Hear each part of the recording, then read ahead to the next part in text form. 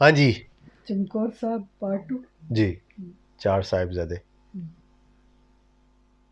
So video ਸ਼ੁਰੂ ਕਰਨ ਤੋਂ ਪਹਿਲਾਂ ਤੁਹਾਨੂੰ ਦੱਸ ਦਈਏ ਕਿ ਜੇਕਰ ਤੁਸੀਂ ਇਸ ਵੀਡੀਓ ਦਾ ਪਹਿਲਾ ਪਾਰਟ ਨਹੀਂ ਦੇਖਿਆ ਤਾਂ ਪਹਿਲਾਂ ਉਸ ਨੂੰ ਜ਼ਰੂਰ ਦੇਖ ਲਿਓ। ਤੇ ਹੁਣ ਸ੍ਰੀ ਗੁਰੂ ਗੋਬਿੰਦ ਸਿੰਘ ਜੀ ਮੈਦਾਨੇ ਜੰਗ ਲਈ ਤਿਆਰ ਹੋ ਰਹੇ ਸੀ ਤੇ ਦਇਆ ਸਿੰਘ ਆ ਕੇ ਕਹਿੰਦੇ ਨੇ ਕਿ ਤੁਸੀਂ ਜੰਗ ਵਿੱਚ ਨਾ ਜਾਓ, ਪਰ ਗੁਰੂ ਜੀ ਨਾ ਮੰਨੇ ਤੇ ਫਿਰ ਉਹਨਾਂ ਨੇ ਸਲਾਹ ਕੀਤੀ ਕਿ 5 ਸਿੰਘ ਇਕੱਠੇ ਹੋ ਕੇ ਗੁਰੂ ਜੀ ਅੱਗੇ ਬੇਨਤੀ ਕਰਦੇ ਨੇ ਤੇ ਫਿਰ ਉਹ ਸਾਨੂੰ ਨਾ ਨਹੀਂ ਕਹਿ ਸਕਦੇ। ਤੇ ਦਇਆ ਸਿੰਘ ਦੁਬਾਰਾ ਫਿਰ ਉਹਨਾਂ ਕੋਲ ਜਾਂਦੇ ਨੇ ਤੇ ਗੁਰੂ ਜੀ ਨੂੰ ਕਹਿੰਦੇ ਨੇ ਕਿ 5 ਸਿੰਘ ਹੁਕਮ ਲੈ ਕੇ ਆਏ ਨੇ ਤੇ ਗੁਰੂ ਜੀ ਕਹਿੰਦੇ ਨੇ ਕਿ ਬਿਲਕੁਲ ਤੁਸੀਂ ਮੈਨੂੰ ਹੁਕਮ ਦਿਓ ਕਿ ਮੈਂ ਮੈਦਾਨੇ ਜੰਗ ਵਿੱਚ ਜਾਵਾਂ ਤੇ ਸ਼ਹੀਦ ਹੋ ਜਾਵਾਂ। ਤੇ ਉਹਨਾਂ ਦਾ ਕਹਿਣਾ ਸੀ ਕਿ ਤੁਹਾਡਾ ਇਸ ਜੰਗ ਵਿੱਚ ਸ਼ਹੀਦ ਹੋਣਾ ਖਾਲਸੇ ਲਈ ਕੋਈ ਚੰਗੀ ਗੱਲ ਨਹੀਂ। ਜੇਕਰ ਅਸੀਂ ਬਚ ਵੀ ਗਏ ਤਾਂ ਅਸੀਂ ਕੁਝ ਨਹੀਂ ਕਰ ਸਕਦੇ, ਪਰ ਜੇਕਰ ਤੁਸੀਂ ਇੱਥੋਂ ਨਿਕਲ ਜਾਵੋਗੇ ਤਾਂ ਤੁਸੀਂ ਹਜ਼ਾਰਾਂ ਹੀ ਸਿੰਘ ਪੈਦਾ ਕਰ ਸਕਦੇ ਹੋ। ਤੇ ਉਹਨਾਂ ਨੇ ਕੀਤੇ ਵੀ। ਤੇ ਸ੍ਰੀ ਗੁਰੂ ਗੋਬਿੰਦ ਸਿੰਘ ਜੀ ਪੰਥ ਦੇ ਹੁਕਮ ਨੂੰ ਮੰਨਦੇ ਹੋਏ ਗੜੀ ਚੋਂ ਨਿਕਲਦੇ ਨੇ ਤੇ ਫਿਰ ਯੋਜਨਾ ਦੇ ਅਨੁਸਾਰ ਗੁਰੂ ਜੀ ਤੇ ਕੁਝ ਸਿੱਖ ਅਲੱਗ-ਅਲੱਗ ਦਿਸ਼ਾਵਾਂ ਦੇ ਵਿੱਚ ਚਲੇ ਗਏ ਤੇ ਬਾਹਰ ਆ ਕੇ ਉੱਚੀ ਆਵਾਜ਼ ਵਿੱਚ ਕਹਿਣ ਲੱਗੇ, ਪੀਰ ਇਹ ਹਿੰਦ ਜਾ ਰਿਹਾ ਹੈ, ਕਿਸੇ ਵਿੱਚ ਦਮ ਹੈ ਤਾਂ ਫੜ ਲਵੇ। ਤੇ ਜਿਨ੍ਹਾਂ ਨੇ ਮਸਾਲਾਂ ਵਾਲੀਆਂ ਹੋਈਆਂ ਸੀ ਉਹਨਾਂ ਦੇ ਤੀਰ ਮਾਰੇ ਤੇ ਉੱਥੇ ਬਿਲਕੁਲ ਹਨੇਰਾ ਹੋ ਗਿਆ ਤੇ ਹਰ ਕੋਈ ਇਨਾਮ ਲੈਣਾ ਚਾਹੁੰਦਾ ਸੀ ਗੁਰੂ ਜੀ ਨੂੰ ਮਾਰ ਕੇ। ਤੇ ਭੀੜ ਆਵਾਜ਼ ਵੱਲ ਬਹੁਤ ਜ਼ੋਰ ਨਾਲ ਦੌੜੀ, ਜਦ ਕਿ ਗੁਰੂ ਜੀ ਬਿਲਕੁਲ ਉਸ ਤੋਂ ਆਪੋਜੀਟ ਸਾਈਡ ਤੇ ਜਾ ਰਹੇ ਸੀ ਤੇ ਫੌਜ ਇੰਨੀ ਸਪੀਡ ਨਾਲ ਦੌੜੀ ਕਿ ਆਪਸ ਵਿੱਚ ਹੀ ਇੱਕ ਦੂਜੇ ਨੂੰ ਕੁਚਲਦੀ ਹੋਈ ਅੱਗੇ ਚਲੇ ਗਈ।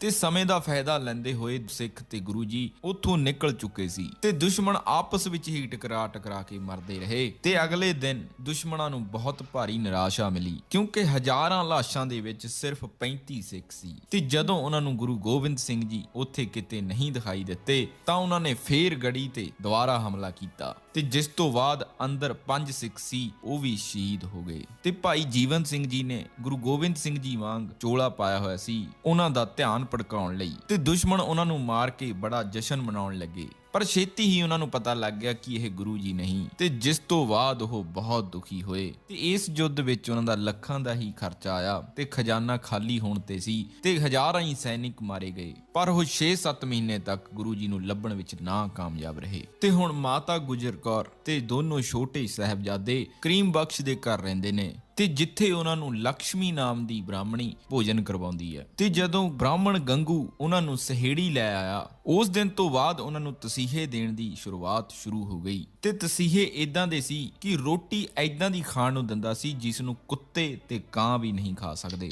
ਤੇ ਮਾਤਾ ਜੀ ਬੜੇ ਹੀ ਦੁਖੀ ਹੋਏ ਕਿ ਬੱਚਿਆਂ ਕੋਲੋਂ ਉਹ ਰੋਟੀ ਖਾਧੀ ਨਾ ਗਈ ਤੇ ਕਿਸੇ ਨੂੰ ਭੁੱਖਾ ਰੱਖਣਾ ਇੱਕ ਬਹੁਤ ਵੱਡਾ ਤਸੀਹਾ ਹੈ। ਤੇ ਇਸ ਬਾਰੇ ਸਾਡੀ ਗੁਰਬਾਣੀ ਦੇ ਵਿੱਚ ਜ਼ਿਕਰ ਮਿਲ ਜਾਂਦਾ ਹੈ, ਬਾਂਦਰ ਭੁੱਖ ਦਾ ਸਤਾਇਆ ਹੋਇਆ ਮਨੁੱਖ ਦਾ ਗੁਲਾਮ ਬਣ ਕੇ ਲੋਕਾਂ ਦੇ ਸਾਹਮਣੇ ਨੱਚਦਾ ਹੈ ਕਿਉਂਕਿ ਭੁੱਖ ਉਸ ਦੀ ਕਮਜ਼ੋਰੀ ਹੈ। ਤੇ ਗੰਗੂ ਨੇ ਰਾਤ ਨੂੰ ਰੋਟੀ ਖਾਣ ਵਾਲੀ ਨਾ ਦਿੱਤੀ ਤੇ ਜਦੋਂ ਅੱਧੀ ਰਾਤ ਹੋਈ ਤਾਂ ਉਹਨਾਂ ਦੇ ਗਹਿਣੇ ਵੀ ਚੋਰੀ ਕਰ ਲਏ। ਤੇ ਜਦੋਂ ਦਿਨ ਚੜਿਆ ਤਾਂ ਖੁਰਜੀ ਦੀ ਭਾਲ ਕੀਤੀ ਤੇ ਮਾਤਾ ਜੀ ਨੇ ਕਿਹਾ, ਗੰਗੂਆ ਜੇ ਮਾਇਆ ਹੀ ਚਾਹੀਦੀ ਸੀ ਤਾਂ ਮੰਗ ਕੇ ਲੈ ਲੈਂਦਾ। ਤੇ ਉਹ ਕਹਿੰਦਾ, ਇੱਕ ਤਾਂ ਮੈਂ ਤੁਹਾਨੂੰ ਆਪਣੇ ਘਰ ਰੱਖਿਆ ਤੇ ਦੂਜਾ ਤੁਸੀਂ ਮੇਰੇ ਤੇ ਹੀ ਤੌਮਤਾਂ ਲਾ ਰਹੇ ਹੋ। ਇੱਕ ਤਾਂ ਮੈਂ ਤੁਹਾਨੂੰ ਰੱਖਾਂ ਤੇ ਉੱਪਰ ਤੋਂ ਤੁਸੀਂ ਮੈਨੂੰ ਚੋਰ ਕਹਿੰਦੇ ਹੋ। ਮੈਂ ਹੁਣੇ ਜਾ ਕੇ ਤੁਹਾਨੂੰ ਫੜਾ ਦਿਆਂਗਾ। ਤੇ ਮਰਿੰਡੇ ਦੇ ਨਵਾਬ ਜੋ ਸੂਬਾ ਸਰਹੰਦ ਦੇ ਅਧੀਨ ਸੀ ਉਹਨਾਂ ਨੂੰ ਬੁਲਾ ਕੇ ਲਿਆਂਦਾ ਗਿਆ ਤੇ ਇਹ ਆ ਕੇ ਛੋਟੇ ਸਾਹਿਬਜ਼ਾਦਿਆਂ ਨੂੰ ਤੇ ਮਾਤਾ ਗੁਜਰ ਕੌਰ ਨੂੰ ਗ੍ਰਿਫਤਾਰ ਕਰਦੇ ਨੇ। ਤੇ ਹੁਣ ਤੁਸੀਂ ਸੁਣ ਕੇ ਹੈਰਾਨ ਹੋਵੋਗੇ ਕਿ ਛੋਟੇ-ਛੋਟੇ ਬੱਚਿਆਂ ਨੂੰ ਮਰਿੰਡੇ ਕਿਵੇਂ ਲਿਜਾਇਆ ਗਿਆ। ਇਹ ਦੱਸਿਆ ਜਾਂਦਾ ਹੈ ਕਿ ਉਹਨਾਂ ਨੂੰ ਬੋਰੀਆਂ ਦੇ ਵਿੱਚ ਬੰਨ੍ਹ ਕੇ ਘੋੜੇ ਦੇ ਦੋਨੋਂ ਤਰਫ ਨੂੰ ਲਟਕਾ ਦਿੱਤਾ ਜਾਂਦਾ ਹੈ ਤੇ ਮਾਤਾ ਗੁਜਰ ਜੀ ਦੇ ਹੱਥ ਪਿੱਛੇ ਬੰਨ੍ਹ ਕੇ ਤੇ ਉਹਨਾਂ ਦੇ ਚਿਹਰੇ ਤੇ ਮਿਰਚਾਂ ਵਾਲਾ ਥੈਲਾ ਬੰਨ੍ਹ ਕੇ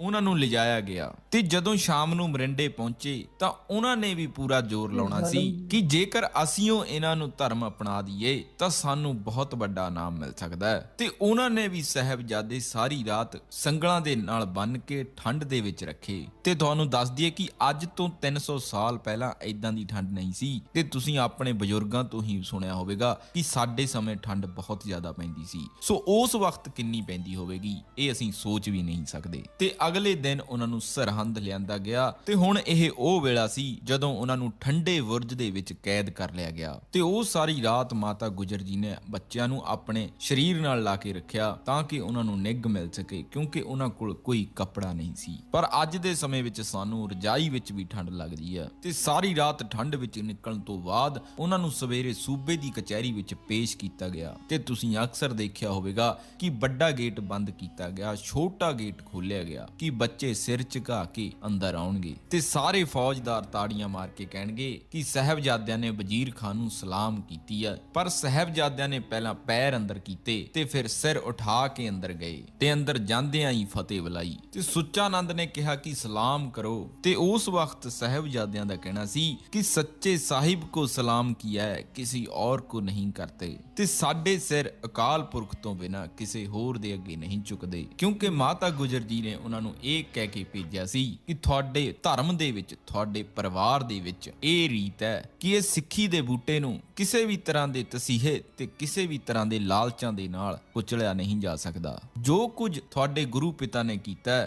ਉਸੇ ਰਾਸਤੇ ਤੇ ਤੁਸੀਂ ਤੁਰਨਾ। ਪਹਿਲੇ ਦਿਨ ਉਹਨਾਂ ਨੂੰ ਬਹੁਤ ਲਾਲਚ ਦਿੰਦੇ ਰਹੇ ਕਿ ਜੇਕਰ ਤੁਸੀਂ ਇਸਲਾਮ ਵਿੱਚ ਆ ਜਾਵੋ ਤਾਂ ਤੁਹਾਨੂੰ ਅਨੰਦਪੁਰ ਸਾਹਿਬ ਵਾਪਿਸ ਕਰ ਦਿਆਂਗੇ, ਤੁਹਾਨੂੰ ਸ਼ੌਹਰਤਾਂ ਦੇ ਦਿਆਂਗੇ, ਰਾਜਿਆਂ ਦੇ ਵਾਂਗ ਰੱਖਾਂਗੇ। ਤੇ ਉਹ ਜਿੰਨੇ ਵੀ ਲਾਲਚ ਦੇ ਸਕਦੇ ਸੀ ਉਹਨਾਂ ਨੇ ਦਿੱਤੇ। ਤੇ ਆਖਰ ਵਿੱਚ ਵਜ਼ੀਰ ਖਾਨ ਕਹਿੰਦਾ ਕਿ ਮੈਂ ਔਰੰਗਜ਼ੇਬ ਦੇ ਨਾਲ ਗੱਲ ਕਰਾਂਗਾ ਤੇ ਮੈਂ ਸਭ ਕੁਝ ਤੁਹਾਡਾ ਵਾਪਸ ਕਰ ਦਿਆਂਗਾ, ਪਰ ਸ਼ਰਤ ਹੈ ਕਿ ਤੁਸੀਂ ਸਾਡਾ ਧਰਮ ਕਬੂਲ ਕਰੋ। ਤੇ ਜਦੋਂ ਔਰੰਗਜ਼ੇਬ ਦਾ ਨਾਮ ਲਿਆ ਤਾਂ ਉਹਨਾਂ ਨੇ ਕਿਹਾ ਕਿ ਤੂੰ ਕਿਹੜੇ ਔਰੰਗਜ਼ੇਬ ਦੀ ਗੱਲ ਕਰਦਾ ਹੈ? ਪੜ੍ਹ ਕੇ ਨਮਾਜ਼ ਪਿਤਾ ਕੋ ਜੋ ਕਰਤਾ ਕੈਦ ਹੋ, ਉਸ ਔਰੰਗਜ਼ੇਬ ਦੀ ਗੱਲ ਕਰਦੇ ਹੋ। ਔਰੰਗਜ਼ੇਬ ਨੇ ਆਪਣੇ ਭਰਾਵਾਂ ਦਾ ਕਤਲ ਕੀਤਾ, ਆਪਣੀ ਭੈਣ ਦਾ ਕਤਲ ਕੀਤਾ, ਆਪਣੀ ਬੇਟੀ ਨੂੰ ਵੀ ਕੈਦ ਕੀਤਾ ਤੇ ਆਪਣੇ ਪਿਤਾ ਨੂੰ ਵੀ ਕੈਦ ਕੀਤਾ ਤੇ ਆਪਣੇ ਪਿਤਾ ਨੂੰ ਪੂਰੇ ਦਿਨ ਵਿੱਚ ਅੱਧਾ ਗਲਾਸ ਪਾਣੀ ਦਾ ਪੀਣ ਲਈ ਦਿੰਦਾ ਸੀ। ਸੋ ਸਾਹਿਬਜ਼ਾਦੇ ਉਸ ਨੂੰ ਇਹ ਦੱਸ ਰਹੇ ਨੇ ਕਿ ਤੂੰ ਕਿਹੜੇ ਔਰੰਗਜ਼ੇਬ ਦੀ ਗੱਲ ਕਰਦਾ ਹੈ। ਲੋਕਾਂ ਨੂੰ ਉਸ ਤੋਂ ਕੀ ਉਮੀਦ ਹੋ ਸਕਦੀ ਹੈ ਜਿਸ ਤੋਂ ਆਪਣੇ ਪਿਓ ਨੂੰ ਹੀ ਪਾਣੀ ਨਹੀਂ ਦਿੱਤਾ ਗਿਆ। ਸੋ ਇਸ ਕਰਕੇ ਅਸੀਂ ਤੇਰੇ ਲਾਲਚ ਵਿੱਚ ਨਹੀਂ ਆ ਸਕਦੇ। ਤੇ ਕਚਹਿਰੀ ਫਿਰ ਬੰਦ ਹੁੰਦੀ ਆ ਤੇ ਰਾਤ ਨੂੰ ਫੇਰ ਸਾਹਿਬਜ਼ਾਦੇ ਮਾਤਾ ਗੁਜਰ ਜੀ ਕੋਲ ਆਉਂਦੇ ਨੇ ਤੇ ਸਾਰੀ ਕਹਾਣੀ ਸੁਣਾਉਂਦੇ ਨੇ। ਤੇ ਇਹ ਰਾਤ ਵੀ ਉਹਨਾਂ ਦੀ ਠੰਡ ਵਿੱਚ ਉਸੇ ਤਰ੍ਹਾਂ ਹੀ ਬੀਤਦੀ ਆ। ਤੇ ਇਹ ਉਹੀ ਜਗ੍ਹਾ ਸੀ ਜਿੱਥੇ ਮੋਤੀ ਮਹਿਰਾ ਬੱਚਿਆਂ ਨੂੰ ਦੁੱਧ ਪਿਆਉਣ ਆਇਆ ਕਰਦਾ ਸੀ ਤੇ ਉਹ ਉੱਥੋਂ ਦੇ ਦਰਬਾਰੀ ਜੋ ਵੀ ਖੜੇ ਹੁੰਦੇ ਸੀ ਉਹਨਾਂ ਨੂੰ ਪੈਸੇ ਦੇ ਕੇ ਦੁੱਧ ਪਿਆਉਣ ਜਾਂਦਾ ਸੀ। ਤੇ ਉਸ ਨੂੰ ਪਤਾ ਸੀ ਕਿ ਜੇਕਰ ਵਜ਼ੀਰ ਨੂੰ ਪਤਾ ਲੱਗ ਗਿਆ ਤਾਂ ਤੇਲ ਕੱਢਣ ਵਾਲੇ ਕੋਲੂ ਦੇ ਵਿੱਚ ਪੀੜਿਆ ਜਾਵੇਗਾ। ਤੇ ਇਸ ਤਰ੍ਹਾਂ ਹੀ ਉਸ ਦੇ ਨਾਲ ਹੋਇਆ। ਤੇ ਜਦੋਂ ਵਜ਼ੀਰ ਨੂੰ ਪਤਾ ਲੱਗਿਆ ਤਾਂ ਉਸ ਨੂੰ ਤੇ ਉਸ ਦੇ ਪਰਿਵਾਰ ਨੂੰ ਬੁਲਾ ਲਿਆ ਗਿਆ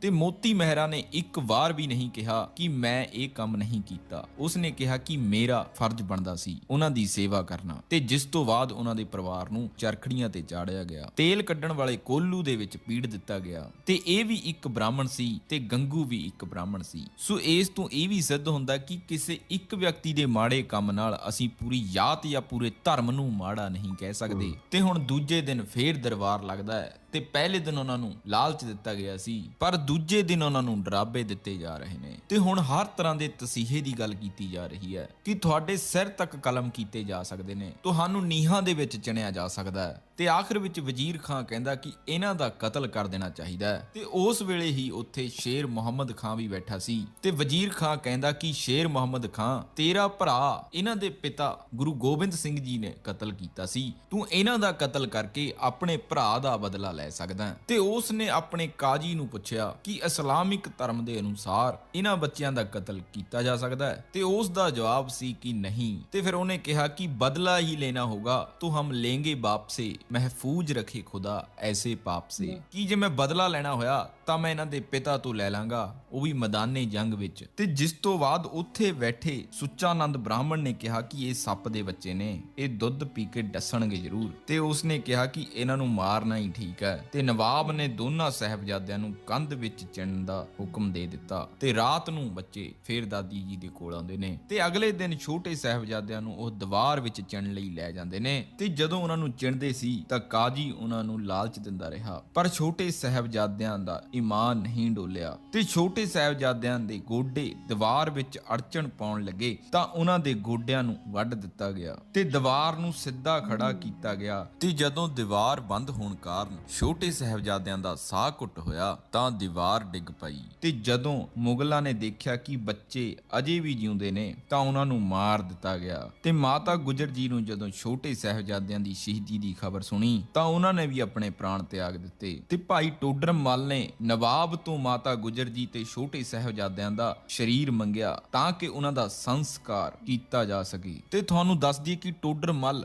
ਹਿੰਦੂ ਪਰਿਵਾਰ ਵਿੱਚੋਂ ਸੰਬੰਧ ਰੱਖਦਾ ਸੀ ਤੇ ਉਹ ਇੱਕ ਜੌਹਰੀ ਸੀ ਤੇ ਉਹ ਹੀਰਿਆਂ ਦਾ ਵਪਾਰ ਵੀ ਕਰਦਾ ਸੀ ਤੇ ਉਸ ਵਕਤ ਉਹ ਬਹੁਤ ਉੱਥੋਂ ਦਾ ਅਮੀਰ ਇਨਸਾਨ ਸੀ। ਤੇ ਇਸ ਨਵਾਬ ਨੇ ਟੋਡਰ ਮੱਲ ਨੂੰ ਕਿਹਾ ਕਿ ਜਿਸ ਜ਼ਮੀਨ ਵਿੱਚ ਤੂੰ ਸੰਸਕਾਰ ਕਰਨਾ ਹੈ ਉਸ ਜ਼ਮੀਨ ਦਾ ਮੁੱਲ ਮੈਨੂੰ ਸੋਨੇ ਦੇ ਸਿੱਕੇ ਦੇਣੇ ਪੈਣਗੇ। ਪੈਣਗੇ ਤੇ ਸਿੱਕੇ ਉਸ ਜ਼ਮੀਨ ਤੇ ਖੜੇ ਕਰਕੇ ਮੈਨੂੰ ਉਸ ਦੀ ਕੀਮਤ ਅਦਾ ਕਰਨੀ ਪਵੇਗੀ। ਤੇ ਟੋਡਰ ਮੱਲ ਨੇ ਇਹ ਸਭ ਕੀਤਾ ਵੀ, ਤੇ ਇਸ ਤਰ੍ਹਾਂ ਉਹ ਜਗ੍ਹਾ ਅੱਜ ਦੁਨੀਆ ਦੀ ਸਭ ਤੋਂ ਮਹਿੰਗੀ ਜਗ੍ਹਾ ਹੈ। ਤੇ ਇਸ ਤਰ੍ਹਾਂ ਸਿੱਖੀ ਨੂੰ ਬਚਾਉਣ ਲਈ ਛੋਟੇ ਸਾਹਿਬਜ਼ਾਦਿਆਂ ਨੇ ਸ਼ਹੀਦੀ ਦੇ ਦਿੱਤੀ। ਪਰ ਗੱਲ ਇਹ ਹੈ ਕਿ ਕਈ ਲੋਕ ਸਾਡੇ ਵਿੱਚੋਂ ਬਹੁਤ ਸੱਜ ਧੱਜ ਕੇ ਜਾਂਦੇ ਨੇ, ਜਿਵੇਂ ਕਿ ਉੱਥੇ ਜਸ਼ਨ ਮਨਾਉਣ ਜਾਣਾ ਹੋਵੇ, ਤੇ ਕਈ ਤਾਂ ਮੱਥਾ ਵੀ ਟੇਕ ਕੇ ਨਹੀਂ ਆਉਂਦੇ, ਤੇ ਉਹ ਫਿਰ ਕਰਨ ਕੀ ਜਾਂਦੇ ਨੇ ਇਹ ਉਹਨਾਂ ਨੂੰ ਵੀ ਪਤਾ ਹੈ। ਸੋ ਸਾਨੂੰ ਥੋੜਾ ਦਿਮਾਗ ਲਾਉਣਾ ਚਾਹੀਦਾ ਕਿ ਅਸੀਂ ਕੋਈ ਖੁਸ਼ੀ ਮਨਾਉਣ ਜਾਂ ਕਿਸੇ ਮੇਲੇ ਵਿੱਚ ਨਹੀਂ ਜਾਂਦੇ, ਬਲਕਿ ਉਹਨਾਂ ਦੀ ਯਾਦ ਵਿੱਚ ਉੱਥੇ ਇਕੱਠੇ ਹੁੰਦੇ ਆ। ਸੋ ਬਹੁਤ ਬੰਦਿਆਂ ਨੇ ਇੱਕ ਹਫ਼ਤਾ ਅੰਡਾ ਮੀਟ ਵੀ ਛੱਡਿਆ ਹੋਣਾ ਹੈ, ਤੇ ਕਈਆਂ ਨੇ ਵਾਲ ਵੀ ਨਹੀਂ ਕਟਾਏ ਹੋਣੇ, ਪਰ ਇਹ ਸਿਰਫ ਆਪਣੇ ਆਪ ਨੂੰ ਸੰਤੁਸ਼ਟੀ ਦੇਣ ਵਾਲੀਆਂ ਗੱਲਾਂ ਨੇ, ਕਿਉਂਕਿ 4 ਦਿਨ ਬਾਅਦ ਅਸੀਂ ਫੇਰ ਉਹੀ ਸਭ ਕੁਝ ਕਰਨਾ ਹੈ, ਤਾਂ ਇਹ ਸ਼ੋਸ਼ੇਬਾਜ਼ੀ ਕਰਨ ਦਾ ਕੋਈ ਫਾਇਦਾ ਨਹੀਂ। ਸੋ ਜਿਹੜੀਆਂ ਗੱਲਾਂ ਉਹ ਸਾਨੂੰ ਦੱਸਦੇ ਨੇ ਤੇ ਜਿਹੜੇ ਰਾਸਤੇ ਸਾਨੂੰ ਉਹ ਪਾ ਰਹੇ ਨੇ,